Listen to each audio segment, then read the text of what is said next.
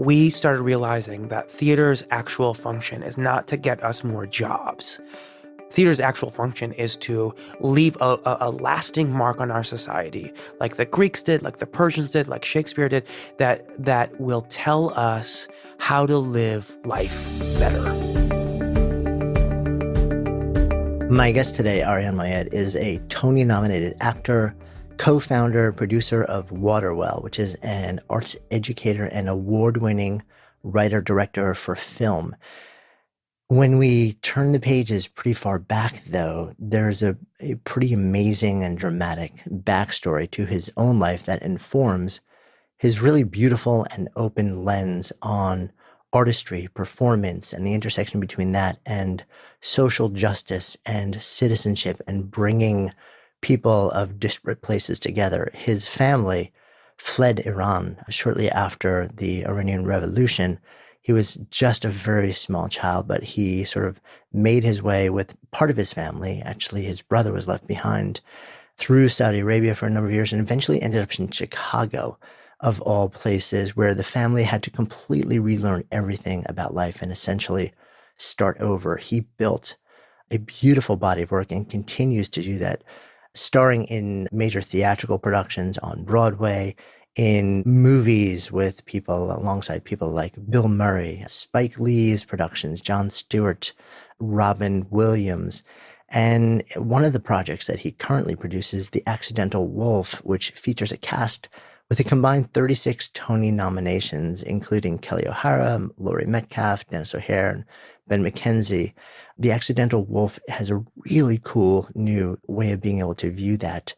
But we dive into this entire journey. We dive into why he does what he does, his incredible lens on curiosity, on the role of arts in becoming a good human being and bringing different cultures together, and how he deals with a profession and a field that seems to be populated with persistent and eternal failure and being pushed back and being knocked down and having to just figure it out along the way. So excited to share Arian's journey with you and his incredible body of work. I'm Jonathan Fields, and this is Good Life Project.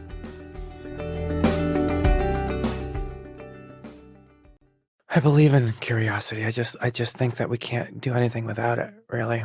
And just asking people, it's basically a version of empathy. You know what I mean? And like empathizing with who people are and what they do. Were you the curious kid? Like, is this something that's been a part of you for your life or something you've cultivated? Yeah, I don't know. I mean, I think the circumstances of my life, being born in Iran and then moving here as young immigrants in the 80s, where Iran was like enemy number one, if you recall, and like Iran, Russia, which we're kind of back there again. I kind of felt that I was so curious about this world, this culture. And I think that's kind of where it started. Also, it's crazy. It was crazy. My parents don't speak any, my parents' English is not great. They came here when they were 40 and 50. Do you know what I mean? It's not like I'm 37. So like imagining myself in 3 years' time taking Olive and Ivy and Chrissy and saying, hey, we're all going to move to China. And we're gonna make life better in China. That's all you can be is curious, I guess. Yeah, I guess. So how old were you when you actually left Iran? Well, we left Iran. It's hard to tell because the time period was so crazy. There was a war happening, and because I think a lot of people, especially who are a bit younger, don't really remember that whole window of our history and our relationship with sort of. Yeah, the Middle East. Yeah. Yeah, no, it's complicated, it's long, and it's gonna either bore or fascinate all of you guys. But the truth is it's hard to talk about because there's so many levels to like how crazy it is. One is my mom was married to my dad at the age of 13. My mom was 13, my dad arranged marriage. Which was pretty standard. It was on the outs in that time period. Yeah. But my mom's mom was a single mom. She was the youngest. She couldn't make it happen. And so she had to give, I guess, her youngest daughter away. And so then on my dad's side, they were more religious than my mom's side was. And so they got arranged. My mom had her first kid at 15 years old, her second kid at 16, and her third kid at 18, and then had me when she was 35. So my siblings are 17, 18, and I'm sorry, yeah, 17, 18, and basically 20 years older than me. So, and then the revolution hit in 79, and then a war hit right after that because Saddam invaded and then got the support of the United States, because of the Iranian hostage situation. And then we were in a war. And so everyone was closed inside as there was bombings happening all over Tehran and all over the border. And so we were indoors. And when people get indoors and there's a lot of fear in the air of uncertainty, you procreate. And so the baby boom in Iran happened at that moment in 79 to like 85, where, like 60% of Iranian population right now in Iran is under the age of 40. It's fascinating. You walk down the street and everyone's young. And so anyway, and then crazily, my oldest brother was 16 when he graduated high school in Iran. His name is Amir. And then he went to he got accepted to a school in Chicago, right, when he was 16. So 16, like 20-ish, he's in Chicago, ish, or like something like that. And then the revolution hit. And then my brother was like, should I come back? And my parents were like, you're never coming back here. We'll come to you. And then in that time period, my brother that's closest to me, who's 17, his name is Omid. Omid was drafted in the Iran-Iraq War and fought 3 years in that war with a couple of my cousins who have passed away, who died in that war. One of them, which died in that war. And then my brother was in war. My sister was in the middle there. I was just born. We got the F out of town, and we went as far as my dad's connections and money and connections could take you, and that was Dubai. We got to Dubai, and we had lived in United Arab Emirates, and we were there for off and on for about 5 years. And then a long period of time, no one heard from my brother who was fighting this war. And trying to like move 3 pieces ahead while also like making sure the pieces back here, it's a chess game, and a dangerous one. And then my dad, we had word that Omid was alive. We went back to Iran. He got back. He was, now 19, 20, fought 3 years in a war in a city called Omid. His name is Omid, which means hope, and where everyone like was slaughtered and murdered and died, because it was a brutal war. And he's a 20-year-old brainwashed, PTSD'd kid. And in that time period, as we're figuring out to go back to Dubai and come back, my sister falls in love with a guy, and then that made things tricky. And then we all left, and my sister stayed. So my sister got to the States in 2003. We all left in 85. So, and then we came to the States. And again, the analogy that the Chinese, like us, like you and me, and you taking your family and just all of a sudden going to China or whatever, a language that you don't know or a culture that you don't know. And you're like, this is the best news for us now. It's not going to be easy. And so in all of that, you just get a sense of like the world in a very kind of complicated way at a very young age. And not only do they not speak the language, they don't know what Christmas is, they don't know what Hanukkah is, they don't have any idea why people are going to church all the time, they have no clue why the cars are this way, they don't know why the food is packaged there's nothing that is familiar. There's nothing that you can empathize with as an Iranian living in the States and being like, I know this thing. And so in all that, you are learning rapidly, in a very drastic way. And so that curiosity might have had something to do with it. I'm not really sure. Yeah. And then plus landing in the States at that time in our history. And where did you end up in Chicago? Yeah, we had to go to Chicago. My brother was in Chicago. So that's how we always like, why didn't he go to school in Los Angeles?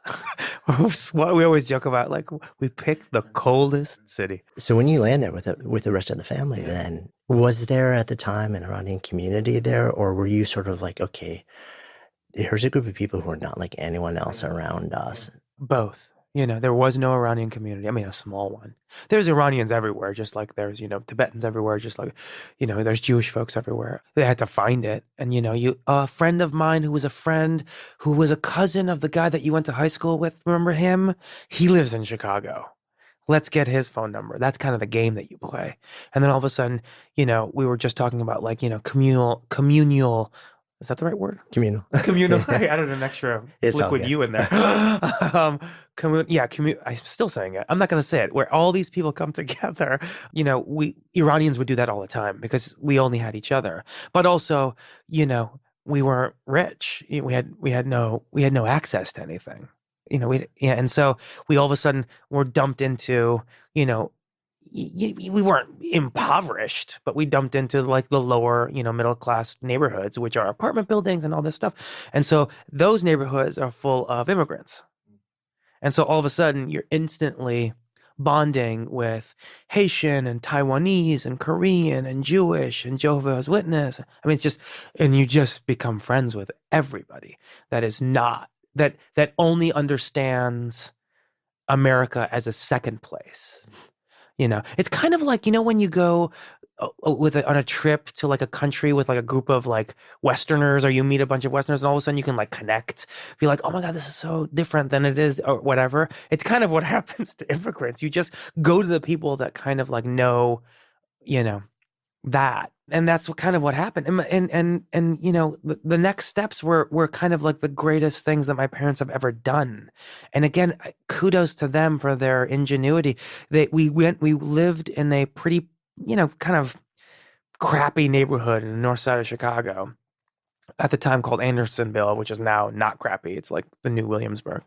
But I came home I found a pocket knife at school. I asked my parents, my oldest brother, like what the middle finger went and how, in like the first like 3 months.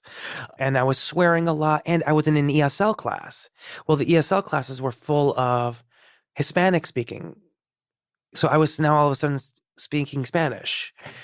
So all of a sudden my first language outside of Persian was like broken Spanish.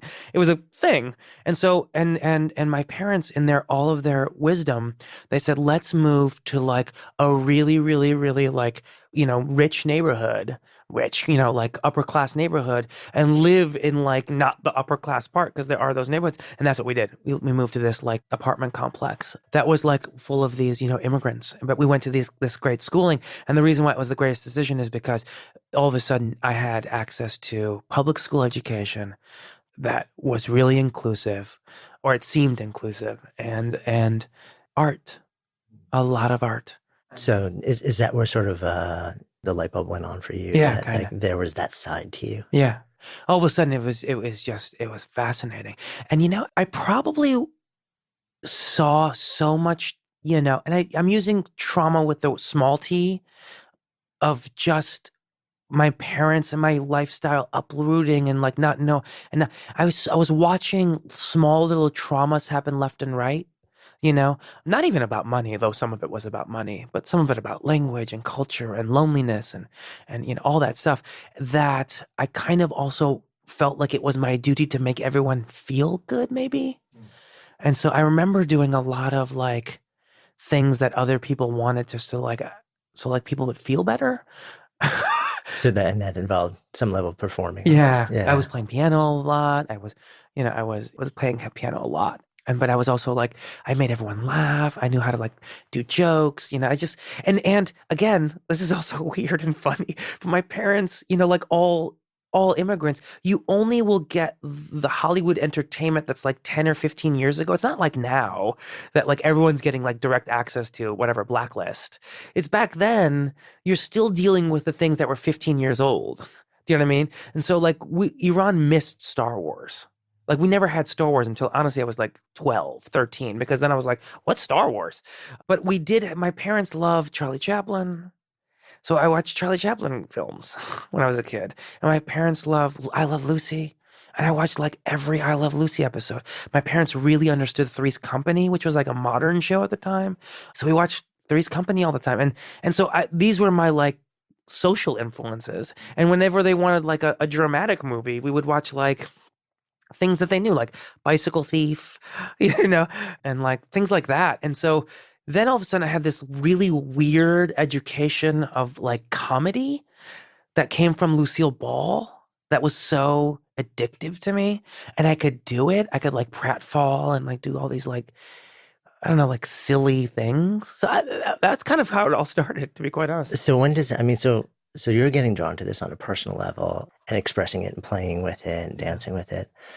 When does it click in your mind that, this might actually be something bigger for me? And I'm curious also, coming from like your parents, I mean, a lot of times like the classic story when you're a first generation immigrant is that there's a strong emphasis, in the family, in the community, on education and in following one of the quote professional tracks. And that may be like doctor, lawyer, right. businessman, yeah. And maybe I'm sort of like like painting with a broad brush there, but it's sort of like a common cultural phenomenon that you see. When you start to express, hey, like I think maybe my thing is actually not that, but it's more along the arts, more along performance, which is notoriously, the automatic assumption is, oh, great. So you're going to, like, I'm going to be paying my kids rent for the rest of their lives, or just you're going to struggle. I'm curious whether you had, like, how did those conversations happen with your folks? That's a very good question. I mean, and quite honestly, it's so complicated because I was doing a lot of shows. I was just doing a lot of shows. So they saw it. And they also saw that, like, I was just telling you earlier, but I'll say it again. Like, I went into my senior and junior year asking my high school teachers, what do I need to do to get like a B? Like, what, like, I don't need to like get all fancy with it. Just what's the B? What does B look like? So my parents also knew that like I could have excelled at that kind of stuff, but I just was like, just let me, so they kind of knew it. It's funny. A lot of this was because of my brothers. My oldest brother, the one that was here, who is, an Iranian that did the first 16 years of his life in Iran and then did in America. He was an engineer. He was like a computer engineer. So, and in Iran, really, like, it's more important to have education than it is to have like money in a weird way. Like, we always say "Agha Mohandes." We always say like this, with Agha Mohandes is like, or Khanum Mohandes is like saying, oh, she is a top level engineer, and that's how you would describe them in introducing someone. They would say like, oh, Jonathan, meet Agha Mohandes, who is I'm literally saying Mr. Engineer. That's what the level is. So my brother was that. My other brother ended up being a doctor, anesthesiologist, in the DC, Maryland area. So my parents had bragging rights. So that was kind of like nice. They kind of gave you cover. Yeah, a little bit. And, without trying to get too, I don't want to like start crying on you, but my mom and my dad, instilled a lot of, you can do absolutely anything you want to do. And they made it seem like they nurtured an environment that said, you will do whatever you want to do. And so there was never any crazy doubt about it. I mean, there's always doubt.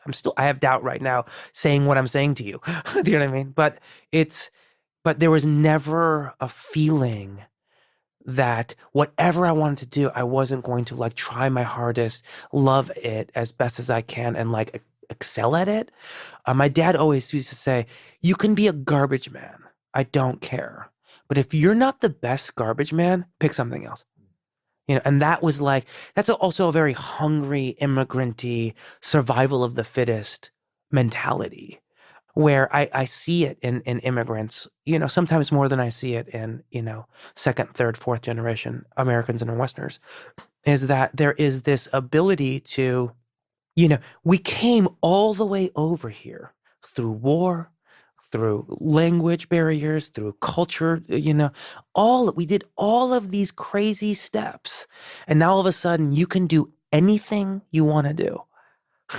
And that's kind of like the household I grew up in. And I remember telling, and I think my parents kind of wanted me to be a doctor. And then I remember I was 17 and I was in my room and I had my biology book open in my senior year. And I think I was failing this class. I was just not doing well in this class. It was like an AP biology class that I was like, stupidly taking because I don't know why. And I was failing at it, and I should have gotten out. And then my dad comes in and goes, "Are you okay?" And I just weep. I start like weeping, and like, uncontrollable. When you're like trauma-y, like a little short breath, like you can't control it. It's just coming all out. And he's like, "What's the matter?" I was like, "I don't want to be a doctor." And he's like, "What do you want to do?" I was like, "I want to be an actor. I want to be an actor." He's like, "Okay, okay, who cares? Who cares? Calm down." All in Farsi, and that was it. And then that senior year, like, I'm sure you've talked to so many people. Everyone's got their own little things. Pieces just fell into my lap. Two things fell into my lap that I could not ever get rid of. One was I took a film studies class my senior year of high school, and we read a book called Rebel Without a Crew about Robert Rodriguez and how he made the movie El Mariachi on $7,000 of drug money.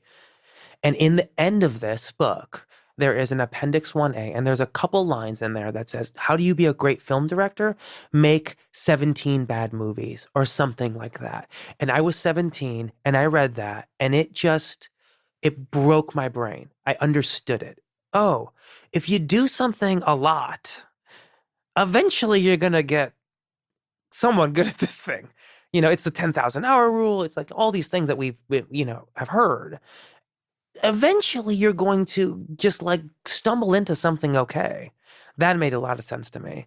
And then I read, as I was like visiting schools, I read this David Mamet book, which is crazy because I'm not a David Mamet fan anymore, but I read this book called True and False, and I read the whole thing, and I didn't understand anything that he was talking about. But one of the things that he says is, you want to be an actor, act. I'm like, oh yeah, I understood that as well. Like this just made sense to me. Like, oh, you want to be an just act. Who's gonna stop you from acting? And so then all of a sudden, I think that's when the entrepreneurial spirit started, like, kind of really, like, that's it opened the door for that. It opened the door of like, I can do anything really. And it also, I mean, how powerful for you to gain those two lessons so early in life that I think so many of us are still struggling to figure out now. Like, one is, if you want to get better at something, you're like, okay, study it, but more than anything else, just do it. Just do the thing. Like, do the hell out of it, over and over and over. Get it really wrong a lot. And that's the second part, right? Which is that, and especially when you look at some form of the arts, like people tend to, whether you're coding like some like app, or whether you're painting, or whether you're acting, people tend to, I think, judge pretty early on. They're like, oh, this person has it, or this person doesn't. And there's actually like pretty strong body of research that actually backs up what you were just saying about that one.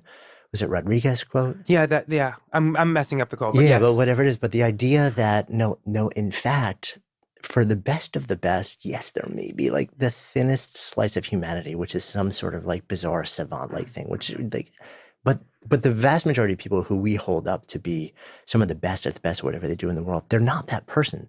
They're the ones who have produced a stunning volume of work. Like the idea that becoming extraordinary, even at the arts, is in no small part a volume game. Yeah. And it's the people who like say, okay, let me bang out these 17 movies and learn from each one. So I can get the crappy stuff out behind me and start to be like less and less and less crappy. And then maybe at some point half decent, then maybe at some point good. Like having that mindset early on, so powerful. Yeah. And it wouldn't have happened if I didn't take this. I'm telling you, in my public high school, a film studies class that I couldn't have been at unless my parents moved to, like it all led to that moment. And to go right off what you're saying, there is no possible way that if you do something for long enough, you're not going to have some expertise in that thing. Tom Ridgely, who's the co-founder of Waterwell with me. He's the artistic director, who we will talk about in a second, I'm sure. But like, we started this company together, and in college, my senior year of college, he and I, we were roommates, he would say, like, listen, man, we're going to shoot for the moon. But if we end up in the clouds, we're still flying. And it's like a great way of thinking about it. It's like, yeah, I would love to be in the clouds flying. I would love to be on the moon too, but wouldn't it be awesome to just even be flying? And we're still going to go for the moon. Our whole lives ahead of us. And so those things never kind of ended for me. The do. I still say that in the industry, there's so many people that have plays or movies or script, and they all want me, they like send it to Waterwell or send it to Waterwell Films or whatever, and they want to like us to do it or somehow. You know what I mean? Like for us to produce it or whatever. And I understand that. And I love that grit. I love that persistence of it. But half the times the answer to their question is, I'm so sorry to tell you this. You're going to have to do it. Your script is probably amazing. It probably is great. You're going to have to do that thing. And you're going to have to do it, and you're going to have to do it and succeed at it for the next one to be, and just like moving up the ladder. Because there is, I don't care if you are a doctor, a lawyer, an accountant, a mortgage broker, you're going to have to do this thing. Eventually, you're going to have to do stuff. They always say in the acting business, like, how do I get an agent? Like young students that come, how do I get an agent? Help me get an agent. And I always say, the agent gets 10% because they do 10% of the work. They make a couple emails, they get you an audition, they hopefully struck a deal. The 90% is you, man. You're like, so like, get ready. Just having an agent doesn't mean that your life is over and they're going to make everything okay. You still have to do 90% of it,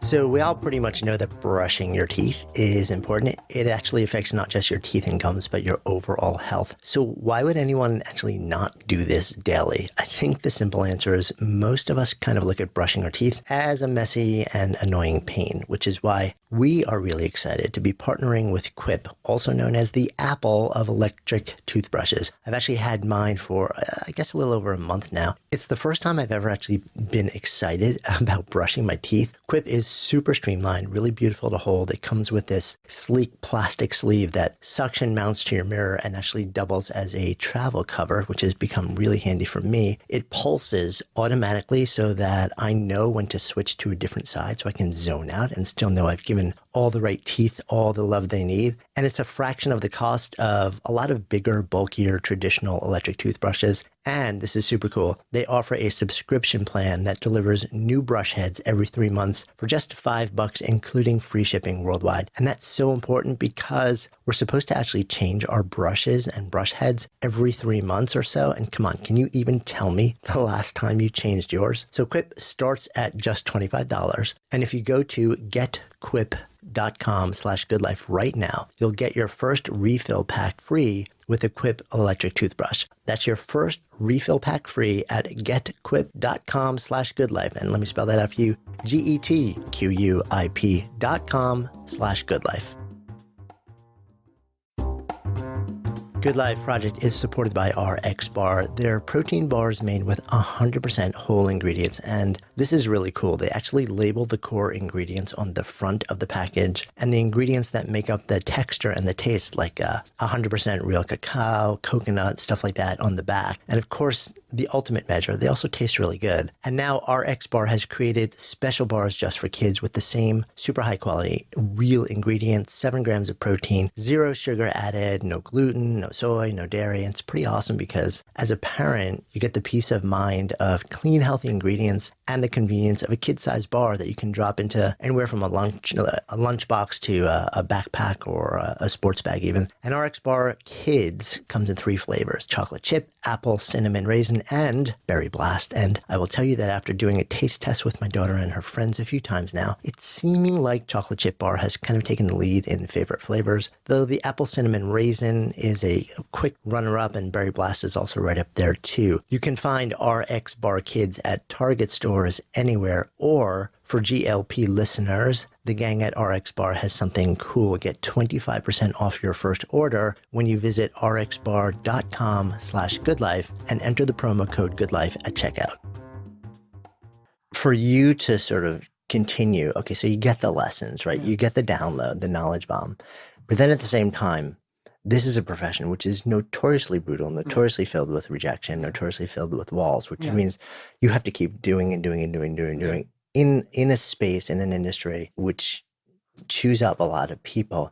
One of the things that I have found across all different people in all different industries is that at some point, one of the biggest catalysts for somebody saying, I'm willing to keep doing this, and then get to a point where, okay, so I'm starting to break through or break out, is the sometimes near magical appearance of a mentor in some way, Yeah. shape, or form. Some person who comes in and says, This. yeah, Yeah. was there anybody like that in your life? I feel like everyone around me is that person. Honestly, I feel like I take everybody's best and I just steal it. And I tell them that I'm going to steal it. I feel like Tom Ridgely is my mentor. He's my age. Do you know what I mean? This professor in college who said to us in a directing class, in the theater, A plus B does not equal C. A plus B equals giraffe. And he said that to us. And again, like, oh, you can do anything. In the theater, you can do anything. Art is anything that you want to. I don't have to fit in any norms. I don't have to wait for anyone to tell me what to do. I don't have to wait for another. You can do anything. If you say giraffe, you might as well say blue. You might as well say, you might as well speak in Farsi. It doesn't matter because you can do anything. And then, and Tom, Tom is a big deal because Tom and I met in college at Indiana University. I went to Indiana University because the undergraduate advisor, I asked him, how many shows can I do here? And he said to me, as many as you want. I ended up doing 15, getting closer to that 17.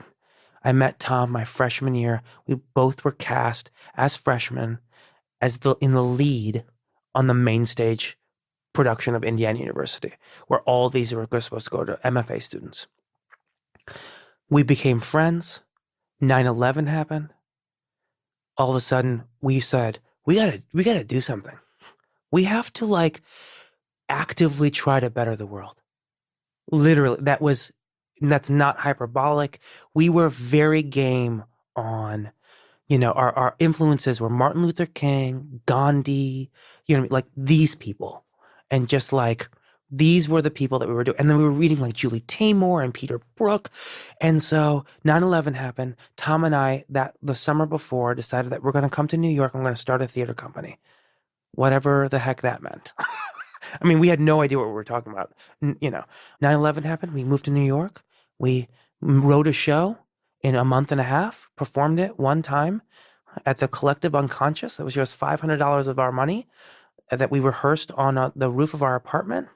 And I learned from Tom's resilience, And then the first show was one show, $500, called Lost in Yemen or The Bizarre Bazaar, a pretty radically progressive, insanely, irresponsible play. But we were 22 and we wanted to change the world. And then we did another play right afterward with a couple of our other Indiana University friends, 3 others. And then we picked the Duplex Cabaret Theater. If I'm being honest with you, we didn't even know it was a gay, cabaret theater. We just found out that they just take the door. We didn't have to pay them rent, which was mind-boggling to us. Like, we don't have to pay you? You're just going to take them. Okay, great. We're not going to bring in anybody. People came, and then, so Tom was a mentor. Murray McGibbon, that teacher, was a mentor. Mark Ferguson. These are the people along the way. I just try to, I think of that as my philosophy for art. Or where I'm on a film set, if I'm director or even acting, I don't need to have the idea. I actually don't even want to have the idea. Sometimes I'm like, what is the best idea for this moment on screen? Can someone just tell us you tell me all your ideas, and you tell me all your ideas. And my job as director or actor or writer or whatever is to funnel all of that noise and say, you know what? I've looked at all this and these are the 3 best ideas. And this is what's going to happen. And then you just roll the dice and hope for the best. So that's and that's how we started the company too. The company became this ensemble company. So tell me more about that. Because Yeah. it seems like 9/11 lit this fire in you to sort of explore the intersection between performing arts and citizenship. Yeah, exactly. You're absolutely right. We weren't as eloquent as that at 22. But, we would just say, yeah, that's exactly what was happening. What was happening is we started realizing that theater's actual function is not to get us more jobs. Theater's actual function is to leave a lasting mark on our society, like the Greeks did, like the Persians did, like Shakespeare did, that will tell us how to live life better. That's what the Greek plays are.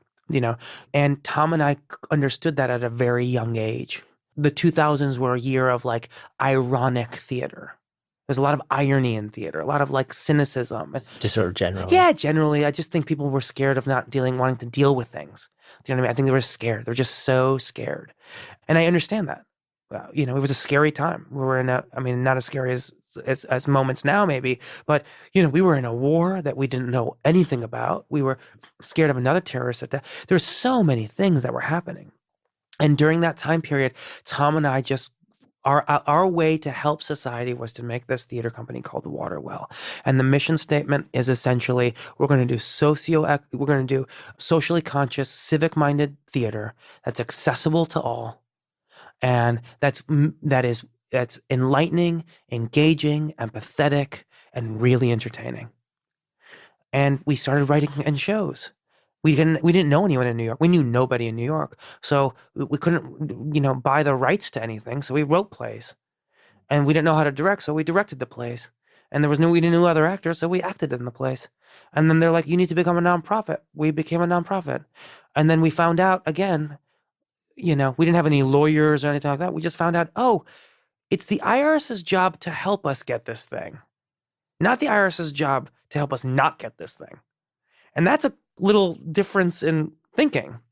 So it's like, well, just turn it in and tell us what's wrong with it. So we turned in a draft of our 501c3, and it came back like denied. And here are the 45 things wrong with it. And so we're like, they're so silly. They just told us what's wrong with it. So we literally copied and pasted verbatim what they wrote, and we put it in the application. We became a nonprofit 4 weeks later. It was the easiest, not the easiest, but, you know, and then we became a nonprofit. And every step of the way, you have to raise money. Okay, well, we'll ask people for money. We have to write a grant. How do you do that? We'll write a grant. We'll get it wrong. And we got it wrong. And every step of the way, whatever the obstacle that was in front of us, we just like took head on, tried the best that we can, you know, being as fair and ethical and moral and like quick as we can, and using our wits about us. And then we did it. And then the 5th show was the show called The Persians, a comedy about war with 5 songs. And we adapted this Aeschylus play, and we made it into this vaudevillian, rat-packy, you know, hour and 30-minute show. We did it at this, you know, amazing, small 40-seat theater called Under St. Mark's, and people loved it. And this was our 5th show or 6th show. And again, we did like 6 shows in like 3 years. Like we wrote them all, which is fast. And it became a hit. And then some general manager, another, you know, mentor, not a mentor, but another like, you know, iconic figure came that I acted in a play that he general managed like maybe 6 months prior. And he saw the play and he's like, you guys, I think you should move this to a bigger theater. And then he found us a theater called the Old Perry Street Theater. And he said, if you raise $20,000, I bet you I can help you move this play to this theater. And then we're like, impossible. $20,000. He goes, ask around. In 12 hours, we called everyone we knew and said, hey. And now again, I have a doctor brother, you know, so they got a little bit of cash now. And so I said to them, I said, we want to move this show to an off-Broadway theater. In 12 hours, we had like $10,000. So we called up that guy, Jamie Chesa, and we said, let's do it. We're going to do this thing. We did it to that theater. The New York Times came. They gave us a rave review. And then, you know, and we extended a bunch and sold out tickets, and we had Thursday night Persian night. And it was like we made it when we were like starting this little business. And all this to say that, you know, another crazy thing, William Morris showed up one night, unbeknownst to any of us. I was 25, and they signed me as an actor. And in that meeting, I kind of vaguely, that first meeting, again, I was 25, had no idea what I was doing. I had no idea what they wanted to represent me. And I genuinely, and I said to this guy named Derek Zasky, I said, well, that's fine and all, but if you want to represent me, you have to also represent my company too. And he kind of like, I think he like, I bet he doesn't even remember. He kind of like probably looked at me confused, like, what the fuck is this guy talking about? Do you know what I mean? And he's like, okay, yeah, sure, whatever. But then that was the confidence that I needed to be like, now we're rep by William Morris or whatever, which wasn't probably true, but that gave me the oomph. And then we used and abused them. We called them up. Hey, I want to know how, you know, this is done. Teach me how, you know, commercial off-Broadway is done. Or teach me, how can I talk to this agent? And along that way, I was getting these acting jobs. And then within like 6 months of being with William Morris, I booked this like really high profile pilot at the time that was directed by Spike Lee, that was produced by Barry Levinson and written by the incredible Tom Fontana. And that I was like 26 and I was in this like major big deal pilot. And then I think that, and then it's just like, Yeah, it starts cascading. yeah, it's just come going from there. So pretty much a metric ton of research is now showing us how destructive being largely sedentary or not changing positions throughout the day as we work is to our health and our well-being. We've all become a lot smarter, and that's also led some really awesome companies like Fully to develop all sorts of amazing standing and adjustable desks and really cool active chairs that adapt to let you stand or sit or lean or even balance and rock. And I was actually curious about this thing they make called the Cooper Standing Desk Converter. And that lets you basically convert any table or desk into an adjustable desk in just minutes. It's got this beautiful bamboo top, and with a flick of a finger, I can literally now adjust my desk to nearly any height I want. And I can leave this on top of my desk or table or move it somewhere else or even just put it away if I want. The other thing I've been totally geeking out on from Fully is their TikTok chair. It's visually beautiful and it lets me sit at different heights with my legs still kind of semi-engaged. And the coolest part is I can rock gently from back to front and from side to side. And I never really realized how much that small movement helped my back kind of stay loose while my core and legs really stayed engaged. And of course, when the desk is in full standing mode, I use the TikTok balance board under my feet, which is another fun way to kind of sway with my work. Fully has this amazing full line of adjustable and standing desks and active chairs. They're really beautiful and also surprisingly affordable. So get your body moving in your workspace. Go to fully.com/goodlife. That's FULLY.com/goodlife. Fully desks, chairs, and things to keep you moving. And yet you still make them and say, like, I'm doing it. I'm just gonna do this. I'm it's so funny. I'm even getting emotional just thinking about it. But I'm so fascinated with fear. I have so much of it. I'm so scared of the minutia of it all, of failure, of this interview, of looking a certain. I'm scared of life, and but I don't know what else to do. Do you know what I mean? Like, I don't know how to conquer fear until I just do it. And then I just know that, like, becoming, I make the nonprofit story feel like whatever. I'm telling you, at that time when we were writing the application at 3 a.m, Tom and I, 22 years old, probably like we used to buy 40s, and just like write this nonprofit application. It was all fear. It still is. It still is. I mean, the company is 15 years old. We're about to do this major legacy project, huge legacy project. And we're so scared. We're so scared. And I just don't know how to conquer fear, though. I don't know how to deal with fear unless I just, one of the people that along the way is a guy named Ali Faranakian. Ali Faranakian, who owns the People's Improv Theater and Simple Studios, and was a writer for Saturday Night Live, and an amazing improv comedian and original UCB member. This guy, we used to work with Del Close, who was this like improv god who wrote this book called Truth and Comedy. And the fear, it's follow the fear. His method is follow the fear, follow it. Just follow that fear until and so I do. I follow the fear, and I push it, and I push it to the very end, and say to myself, am I going to die? Am I going to hurt somebody? Is this going to alter the way that I live? And if usually the answer to those three questions are no, you know what I mean? And then you just, I don't know. And then you get, it's funny.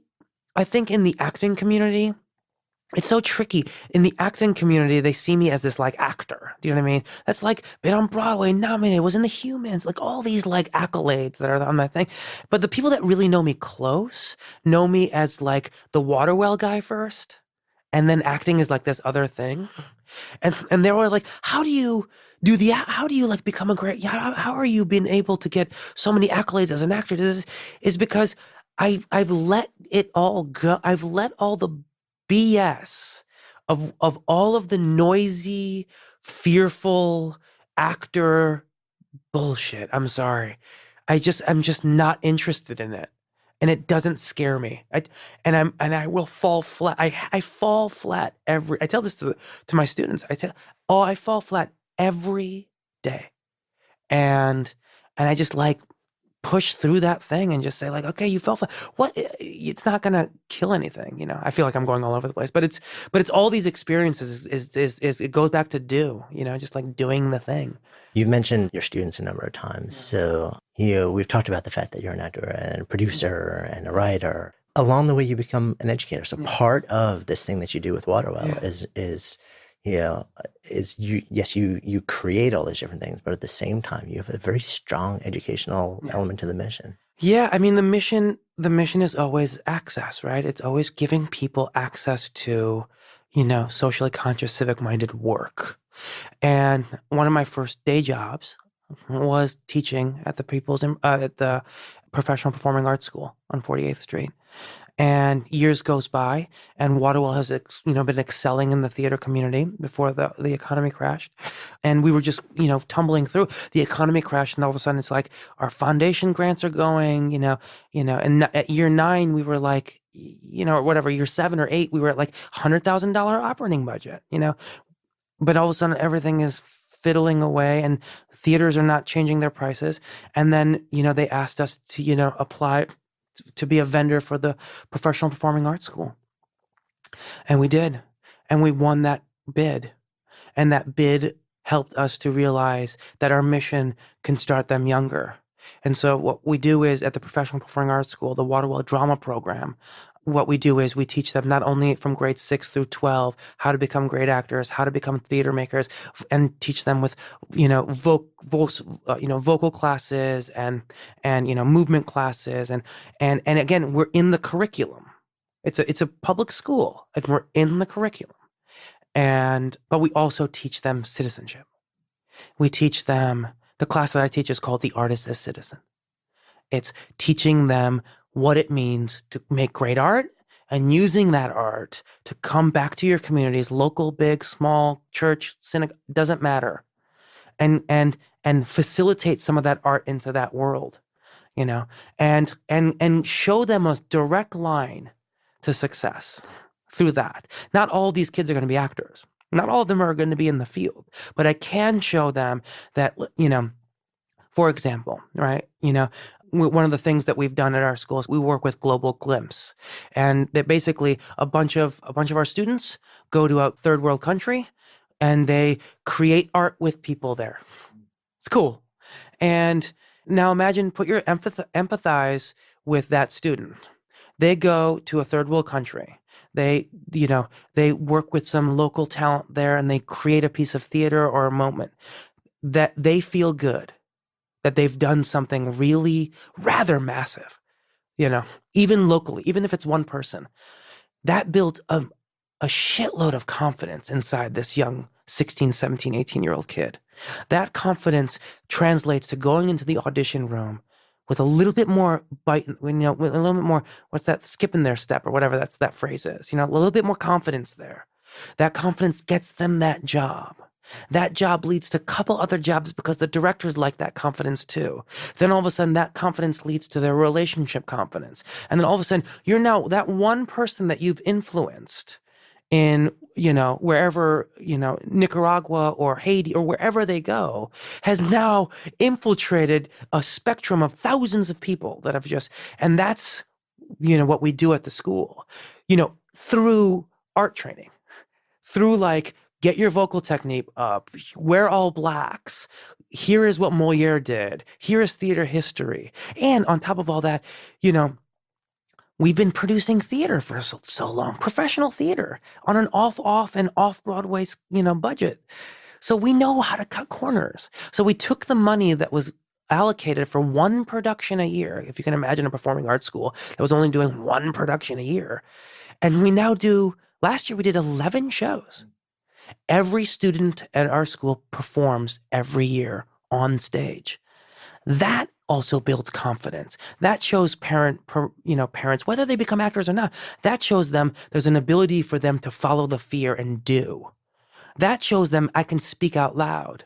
That shows them not only what it means as a group of individuals coming together to make a piece. You remember those high school or middle school plays. Everyone remembers those plays. You don't remember the play. You just remember the time, the process of the fun, the cast party. You remember the experience of creating something as a local community and making something for people to watch. And then that builds on top of, and then all of a sudden imagine becoming into politics. Or imagine if these kids start their own theater company. And what happens if they're the next public theater? We don't know. Then all of a sudden you're influencing, the scope gets wider and wider and wider. And all the long way, we're not doing like small little plays. We're not just doing Twelfth Night. We're also doing Brecht we're doing this year. This year we do Ubura, Alfred Jarry's play about, a dictator. It's an absurdist play. We're about a dictator because there's so many dictators on earth right now, We just did an all-female Julius Caesar. And the seniors, one of the coolest things that we have is called the New Works Lab. Because we have such a leg in the professional arts world, the senior year, hire a professional playwright and a professional director. They come to the school and they do a world premiere at the school. And now all of a sudden these kids get a chance to work on a new play about things that they want to talk about, which are not what we think. Do you know what I mean? They're not just they want to talk about homelessness. They want to talk about immigration. They want to talk about some stuff. So now all of a sudden you have this playwright that's like, let's talk about this stuff. And then, this year, I say this because the play that we're doing this year is written by this lovely Latina playwright by the name of Charisse Castro Smith. And she wrote a play that's just about now, and it's coming from there, and it's going to be awesome. That's kind of the work that we do there, and that's now built into a bunch of other schools. We're also at the new school and trying to spread this. This is kind of like artist citizen, track to the world. Yeah, I mean, it's so interesting because just watching you as you're talking about this, your physical energy becomes so much more animated than when you talk about other things. Then when you talk about you as an actor, when you talk about this, there's something that animates you differently. Yeah. I can see you. Oh, there's so many things I want to say. That's why I'm stumbling. We have to teach. It's just about the education. Your questions. What are your questions? Who are your mentors? We have to give more leadership. And I'm not that leader for these kids. Heather Lanza is the leader. Irene Lazarus is one of our leaders. Do you know what I mean? Our teachers, W.T. McRae, Greg Parenti, they're the ones on the ground. Ryan Garba, they're the ones that are doing the work for these people. And we're giving them a foundation to do that. That will help change society for the better, whether it means. And it's also probably because acting seems so singular in a weird way. It seems so about quote unquote me. And I just don't know if that's the end all be all of my life. I just don't know if that's what I want to, I don't know if that's, listen, I love acting. I love doing, and as much as I can, I try to advocate for, Iranian voices or Middle Eastern voices, and telling stories that are break down these ridiculous myths about the Middle East, and I'm guessing for all ethnicities, and so I try to do my part in it, but I am just an actor. I am just a cog in that wheel, and I know what my place is in that world, and so there is less of a energy. Now, I'm very lucky because I've been validated as an actor, and that has given me the confidence, and I've been validated. I don't know how else to say. That's made me feel confident about these other things that has made me feel better about oh no, let's go to another school, or hey, let's do this, the Accidental Wolf, or let's do, work with veterans, all these things to just constantly push. And again, like I said to you, I don't really care too much. So when I go on set or I'm on, when we're doing The Humans or whatever, I try to just be as honest as I can possibly be and do my job and just leave, and let it all out there in the best, most, human way as I can, advocating for my characters. So at the same time, there is this side of you, and you have, like you said, there's tremendous energy and emphasis put into all the different programming and things that you're doing with Waterwell, with kids, with schools and education, and citizenship meets art. And then there's you as the actor who's also been involved in, we haven't really even gone there. You've been involved in big productions. You've been involved in big movies. You've worked side by side with like Bill Murray and Robin Williams and all these other icons of the business in so many different ways. So you've seen it at nearly every level. And these are all lessons that you can bring to students, to people entering. And at the same time, you've seen the good, and also you've seen a lot of struggle. I mean, what happened with Robin? You were pretty friendly with Robin. I was very close with Robin. Right. Yeah. I mean, I talked to Robin in the May before he passed away. And I talked to him because I was about to go do Barry Levinson movie called Rock the Casbah. And I was the second lead of this huge Bill Murray, Bruce Willis, Zoe Deschanel, like epic thing in Morocco, speaking 3 languages, and 2 of which I didn't speak. And so I called, I don't know how that all happened. Anyway, through Robin's assistant or something, I tried to I called Robin, and I eventually talked to him, and he sounded down at the time, but I asked him like, hey man, what's Bill Murray like? What's Barry Levinson like? I'm about to walk into really scary waters as a young performer and all that.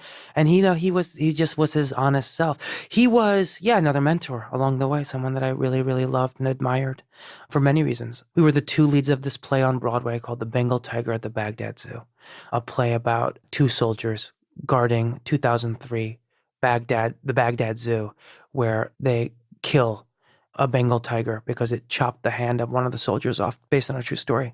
And here we are in 2011 doing this Iraq war play where the tiger, played by Robin Williams, is one of the leads, and I play the Iraqi translator.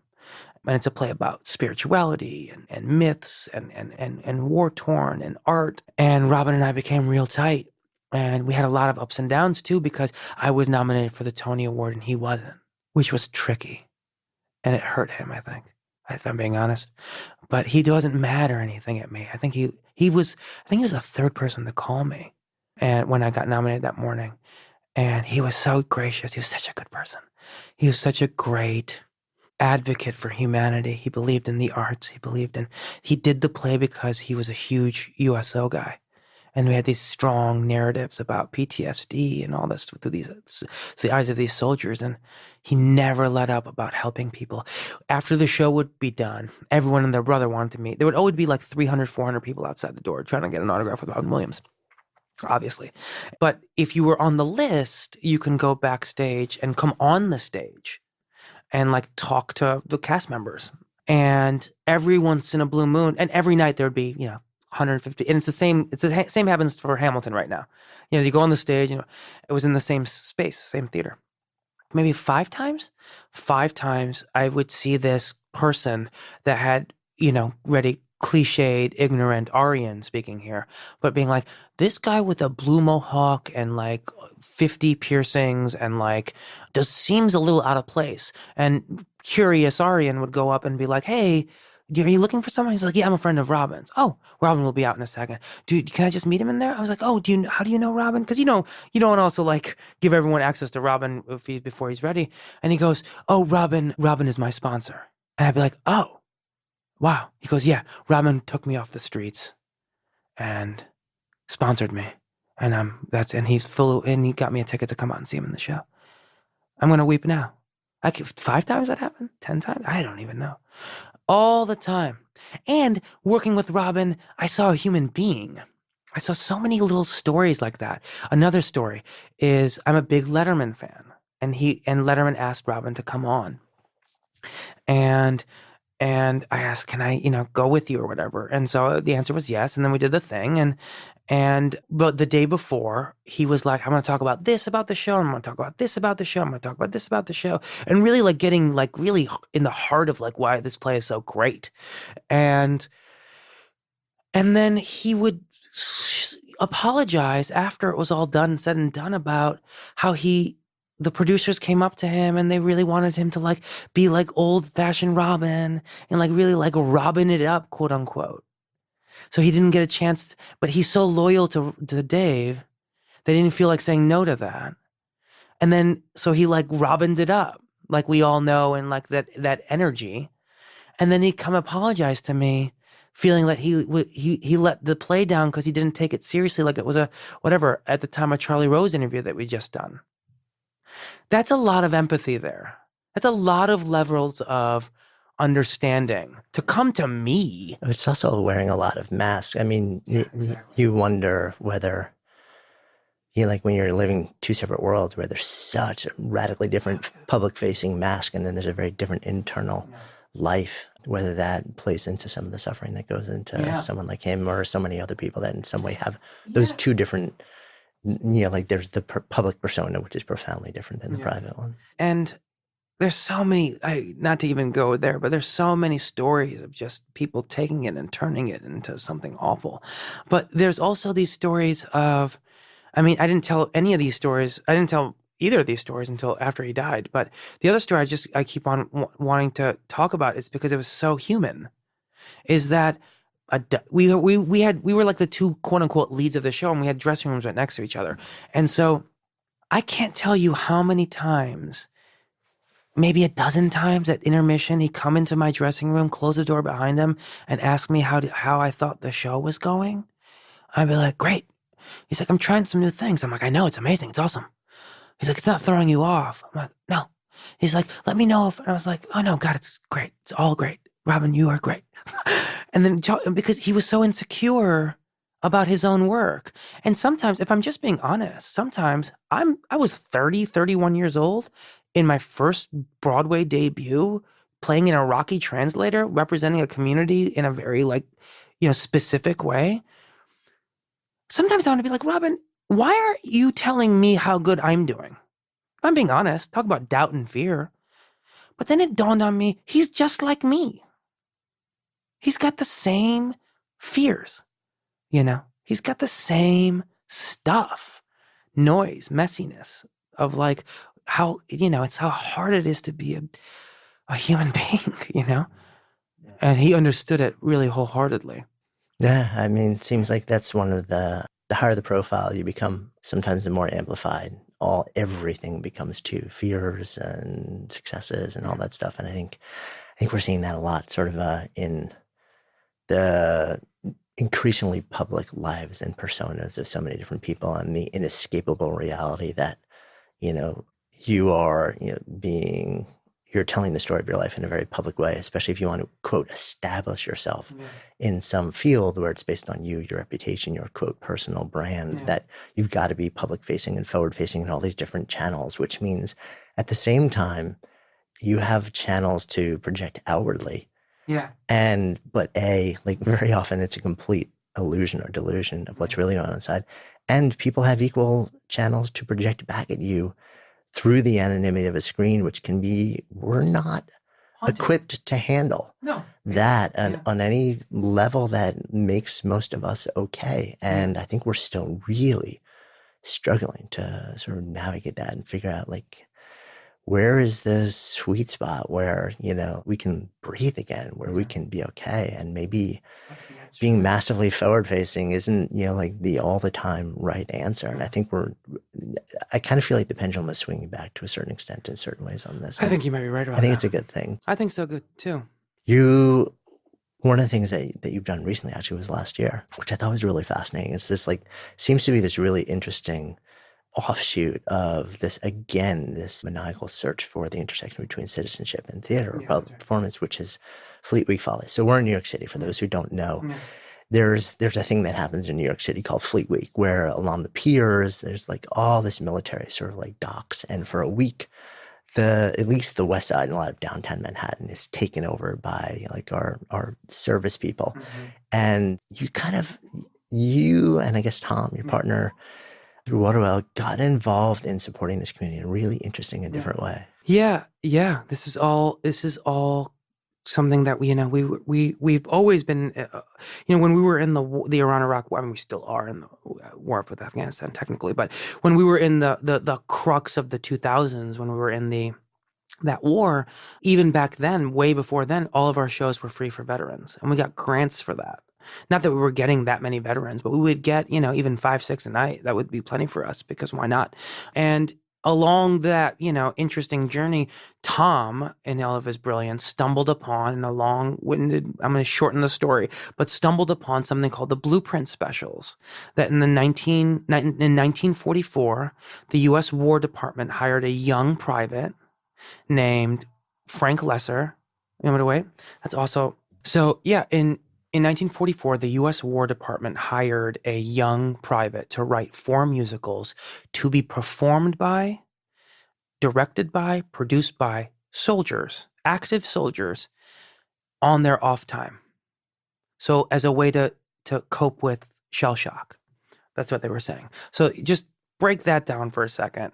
The U.S. War Department thought that doing musicals after killing Nazis was the way to deal with shell shock, which is a really profound statement, because it shows that there was a deep understanding that these soldiers needed it, and deep understanding that art was the way to solve it.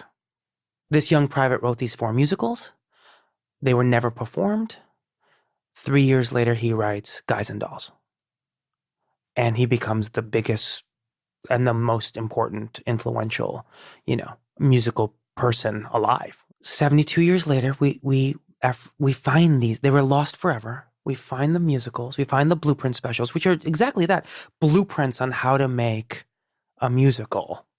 And along that way, we find these things, we produce them, and put them on the Intrepid, which is a warship, a decommissioned warship on 46th Street.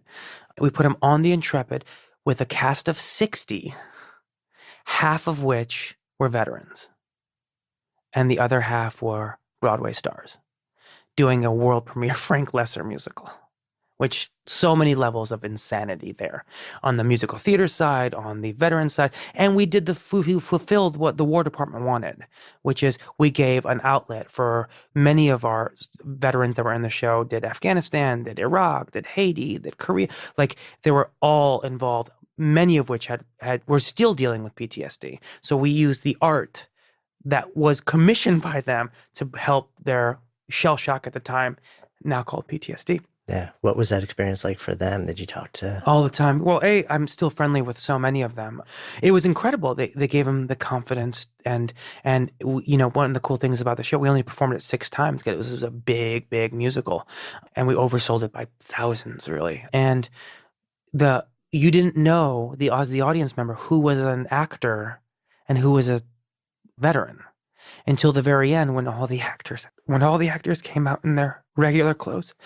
And the veterans came out in their military, and, seeing their faces just for, getting a standing ovation and like all that stuff was so impactful and so powerful for them, for me, selfishly, for the audiences, for all of us. And this was, January of 2017, a very tricky time in middle, of New York City before the inauguration, where everyone had a different, and we had people in the cast, veterans communities that we were working with that probably were on the opposite sides of the spectrums. But one of the reasons why we did this thing is to bridge the gap. Is to bridge the gap between red, blue, black, white, veteran, civilian. Like, we're all in this messy world together, and that's all the things that, all of the work that Waterwell does. We didn't talk about the Accidental Wolf, but the Accidental Wolf is a massive, it's this TV series that I wrote and directed, starring all of these Broadway stars. It's a global thriller. Where I start shooting on season 2 on Sunday. Oh my gosh, I just got scared. But all this to say, I was very, my wife, my amazing, strong, beautiful, incredible wife that so well, who does so much for our communities, and so deeply, locally, on our, everywhere, I would watch her as I was doing Bengal Tiger or going to Morocco, raise our two little lovely ladies, and seeing how effing hard it is not only to be a mother, how effing hard it is to be a mother that's trying to change the world with yoga and mindfulness, as a mother trying to change the world in a male dominated society with the norms that are put upon them. And then if you look at all four of those things that all those obstacles that a young mother might have, those were no different than what my Iranian mother was going through when she moved into this country. And then all of a sudden I was like, I want to be a part, I want to empathize with this story. Not that I'm going to be an expert in it. I'm not an expert in it. So I got Kelly O'Hara, for those who might or might not know, the one of the two biggest stars of Broadway alive. 3 stars, 5 stars, whatever. She's a big deal here. And she and I had done a play together, and I'd never seen her do a musical ever. I just saw her in King Lear as a Regan. And I went up to her and I said, if I write you something, will you do it? And she goes, yes. And then here I have 2 girls, and she's got a little boy and a little girl. And then I wanted to help, and I would say to Kelly, like, hey, Kelly, I want to tell this story about a woman and it's a thriller too, that gets a phone call. And I don't want to say too much for those that want to watch it, but gets a phone call from across the globe of someone asking for help. And here she is, a young mother, and she wants to help. But society is saying, stop helping on both sides. Her rich upper crust society is telling her, just, volunteer your time and you'll be fine. Stop.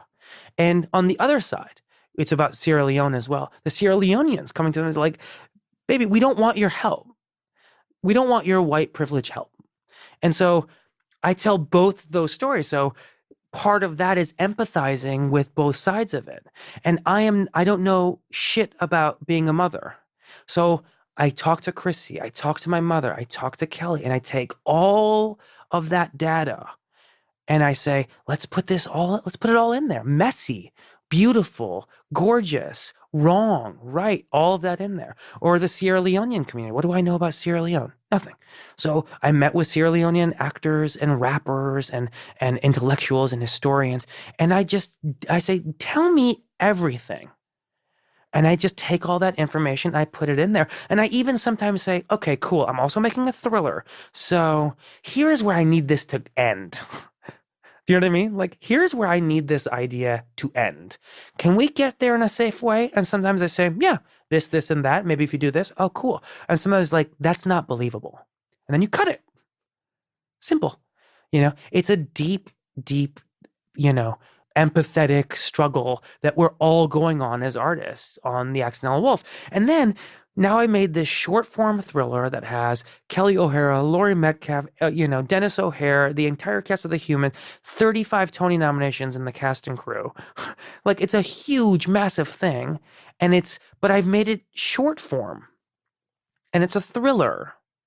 And I made it short form because I think that's all it's necessary for these chapters, as we call them.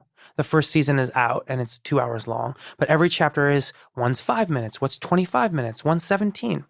And then so we did this thing and we shot it exactly like the art wanted it to be. And then they're like, well, how do people put this out there? So the producer, Damon Olia, who's a partner at Waterwell Films, is also a really smart businessman. So he downloads all of his contacts, his brains, and says, here is a model that we can do it ourselves. Even though we met with HBO and all these people, and they all love the show, but they're like, we don't even know how to begin to we love the show, but we don't even have the facility to do that. Another obstacle. So we made our own platform.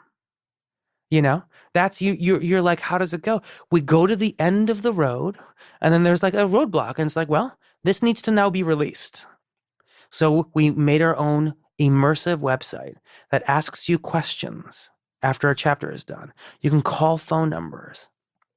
If you want to text you, we can text you, and then you can see where she's at, exactly where she's at while she's doing. And it's like you've become the sleuth with her. And we only did that out of necessity, that we wanted to just put it out there, you know.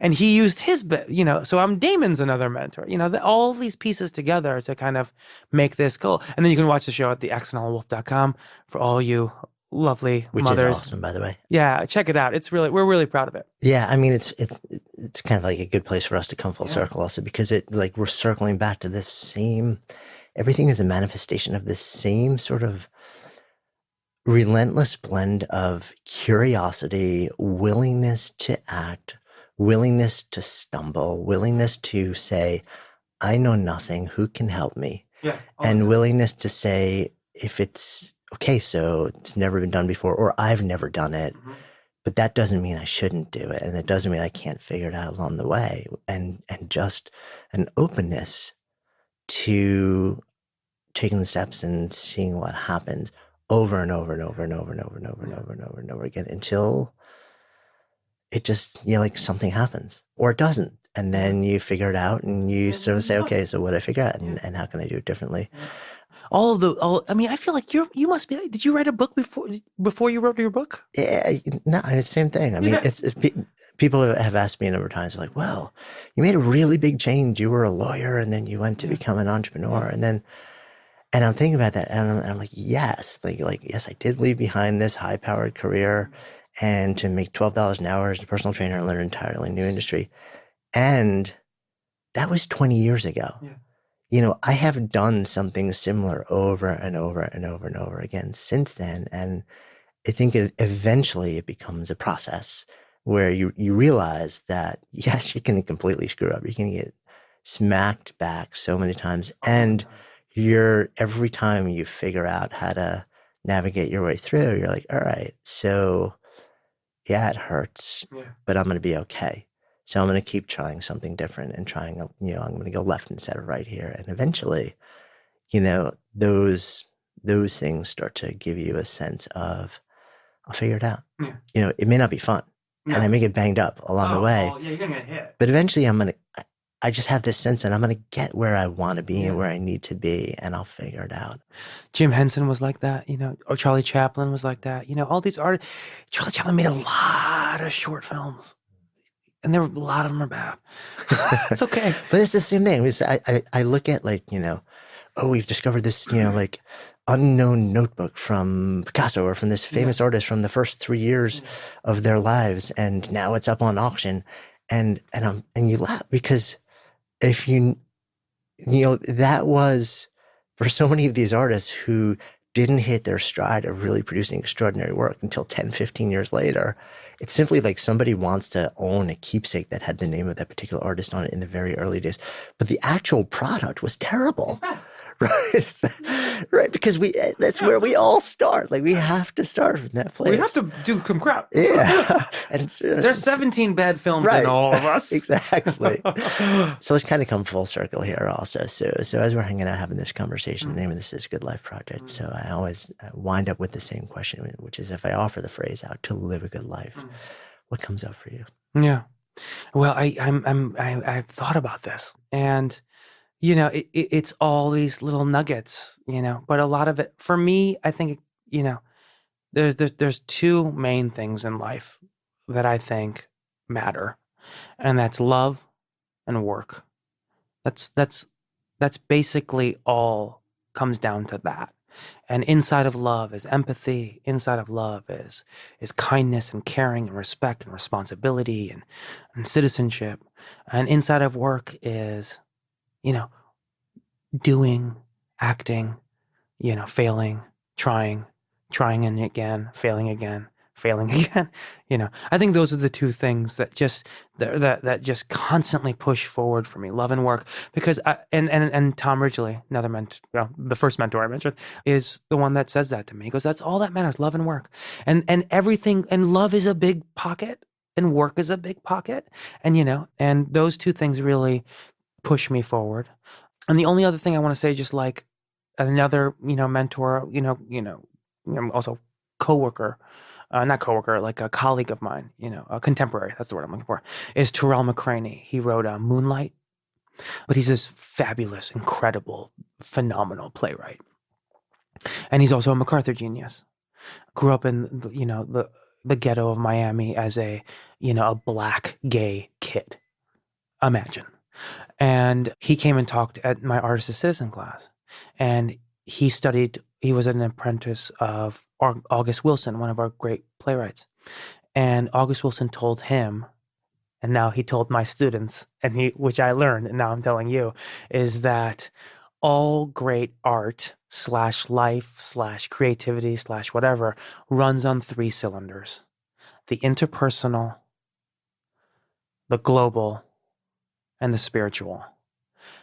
That's why we do Shakespeare over and over again, because he's constantly dealing with those 3 things. He's unrelenting on it. Romeo and Juliet, global, Montagues, Capulets, Romeo and Juliet, interpersonal, obviously the 2 of them falling in love, they want to be together. And the spiritual, they die, on graves with the friar making a mistake, like all of these things. And so immediately as a creator, I latch onto those 3 things. But then if you take one step back, that's really life too. What are my relationships like with my wife, my mother, my father, my brother, my sister, you, children? Who are these people that I want to meet with? Strangers? How do I want to represent that interpersonal?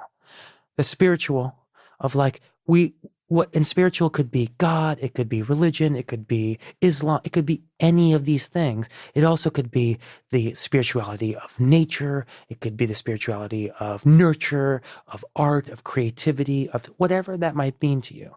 Constantly trying to be putting out a good energy out there, whatever that might mean to you. That's so important that we all have to latch onto one version or another of it.